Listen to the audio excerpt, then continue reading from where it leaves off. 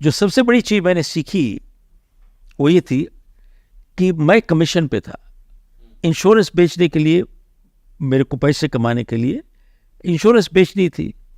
नहीं बेचता तो पैसे नहीं मिलते थे, और पैसे थे नहीं हमारे पास। तब मैंने देखा अपनी कंपनी में कई लोगों को तनख्वाह मिलती थी लेकिन काम नहीं करते थे। तब मैंने सीखा कि पैसा बनाने में और कमाने में बहुत फर्क होता है। पैसा बनाना चोरी है, पैसा कमाना स्पिरिचुअल है। Right. Making money is criminal, earning money is spiritual. Right. इस फर्क क्या है? जब इंसान पैसा कमाता है, अपनी एनर्जी और एथिक्स उसके पीछे लगाता है सब। राइट। उसी को कहते हैं कमाना।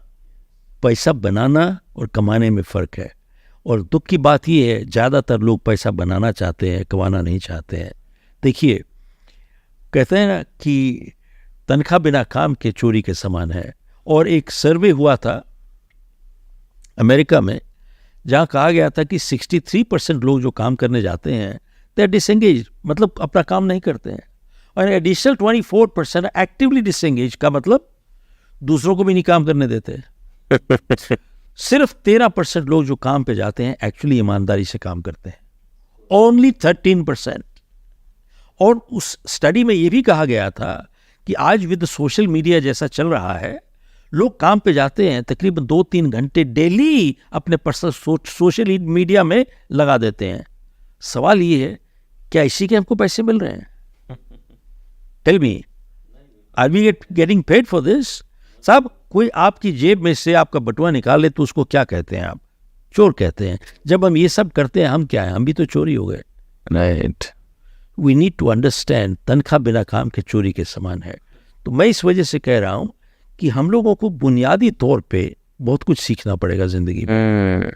बुनियादी तौर पे लोग सफल होना चाहते हैं, लेकिन सफलता के लिए कीमत चुकाना नहीं चाहते। अब कई लोग मेरे को मिलते हैं, कहते हैं साहब हम आपकी किताब पढ़ते हैं और बहुत ही किताब करते हैं, और बहुत ऑथर्स की किताब पढ़ी हुई है। मेरी बहुत इच्छा है सफल होने की, लेकिन सफल नहीं हो पा रहा हूँ। तो मैं कहता हूँ कि भैया, और मेरे से पूछते क्या वजह है, मैंने कहा भैया तुम्हारी इच्छा है, यही समस्या है। तुम्हारा इरादा नहीं है सफल होने का, इच्छा है, इरादा नहीं है। इच्छा और इरादे में बहुत फर्क होता है।